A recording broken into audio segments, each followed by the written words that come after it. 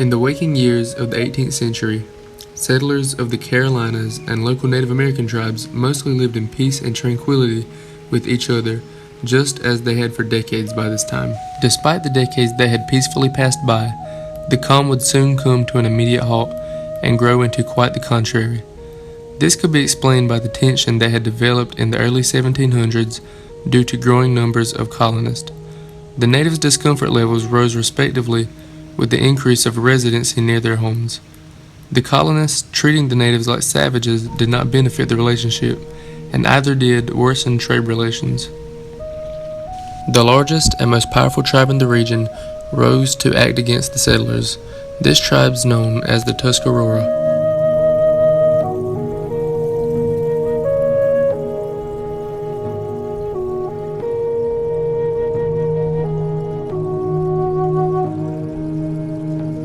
When you think about Tuscarora were very unique people that originated here actually in North Carolina and later moved north to join the rest of their members of the Tuscarora Nation in New York.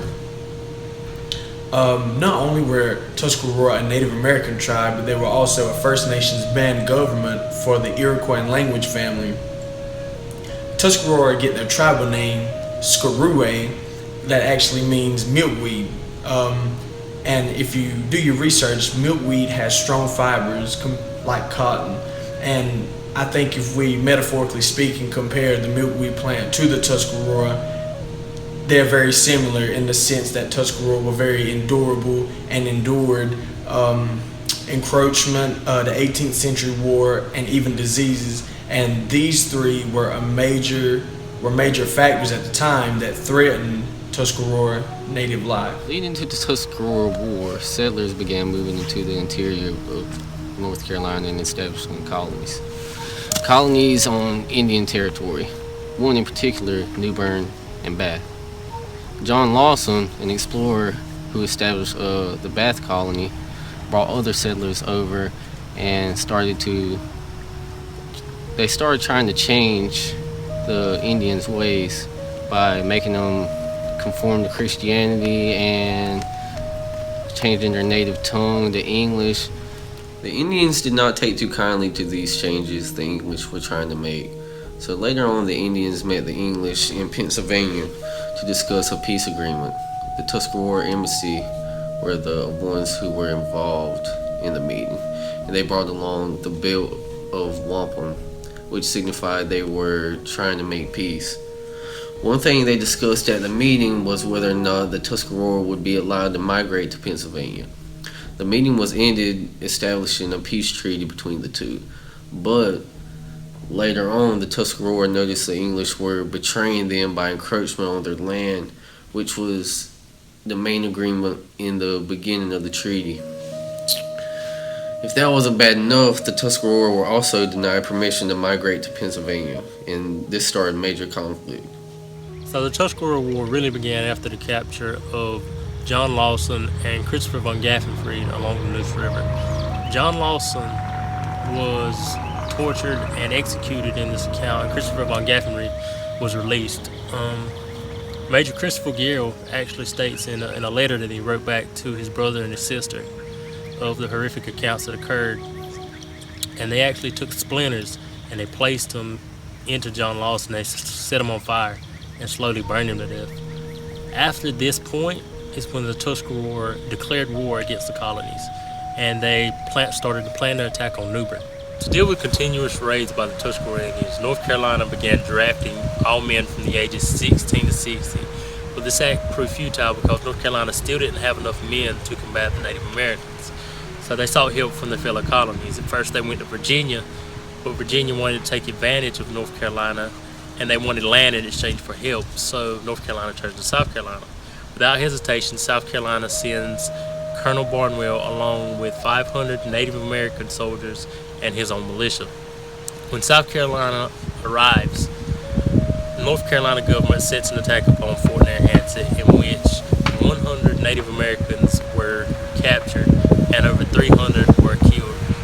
Most of the people that were taken captive were women and children.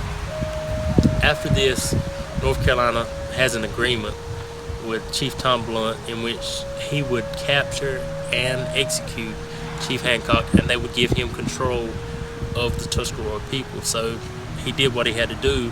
He found Chief Hancock, he captured him, and later on the settlers executed him. After this, North Carolina government attacked Fort Neohoroka, which was one of the last standing forts of the Tuscarora tribes, and over 900 Tuscarora Indians were either captured or killed during this exchange. After this, many of the Tuscarora set out towards New York, and they gave up on the war. At this point, the majority of the surviving southern Tuscarora began migrating in New York to escape the settlers of North Carolina. The leader declared that those remaining in the South after the year of 1722 were no longer members of the tribe. They then joined the Five Nations of the Iroquois Confederacy in New York and were named and accepted as the Sixth Nation. The Northern Tuscarora and Chief Tom Blunt signed a treaty with the settlers in June of 1718. It granted them a tract of land on the Roanoke River in what is now known as Bertie County. This was an area already occupied by Chief Tom Blunt and specified as 56,000 acres. Tom Blunt was recognized by the legislature of North Carolina as King Tom Blunt. The remaining southern Tuscarora were removed from their homes on the Pamlico River and forced to Bertie County. In 1722, the colony chartered Bertie County, and over the next several decades, the remaining Tuscarora lands were taken from the Tuscarora people and sold off by the North Carolina government. What was the historical significance of the Tuscarora War? So the significance was that the Tuscarora War was one of the first wars fought between the Tuscarora people and the North Carolina settlers. It was kind of sort of like a clash of cultures because you had two different societies and two different people with two different ways of life trying to populate one area. And obviously that was going to bring tension and problems, So it just, like I said, it was just like a clash of cultures. So Jacob, how could you relate this back to the core scope of diversity?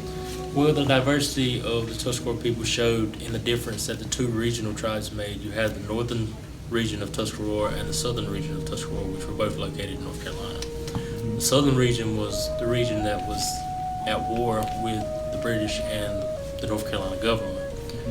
After the war, the southern people said they were done with North Carolina, they were done with the government, they were tired of dealing with it, and they were going to leave. So they packed up all their people, or anybody that would go, really, all the people that would go, and they left and they went to New York, and they joined up with the Iroquois nations, and they became the Sixth Nation. The northern region, on the other hand, had sided along with the North Carolina government and actually helped to conquer the southern tribe. So they signed a treaty with the North Carolina government, which granted them lands and other stuff, and they remained in North Carolina in what is now known as Bertie County. Ultimately, the Tuscarora were left with no option but to leave their homelands and relocate to New York. Upon their arrival, the Tuscarora became the Sixth Nation to join the Iroquois Confederacy.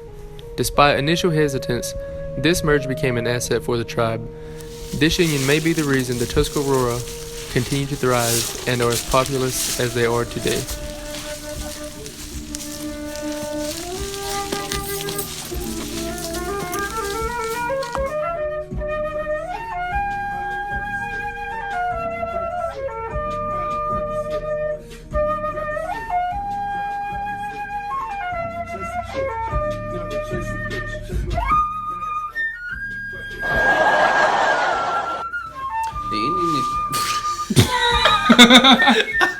Whoa, wrong page. Oh, was that? Oh. Leading to the Tuscarora.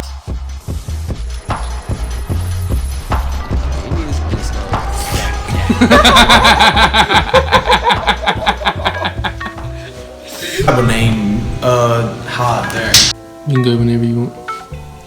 Okay, love you. Love you. Damn it. Okay. Was ended, establishing a peace treaty between the two. Fuck, my computer went black. Guys, we're gonna go find the dead body. Heart of a man.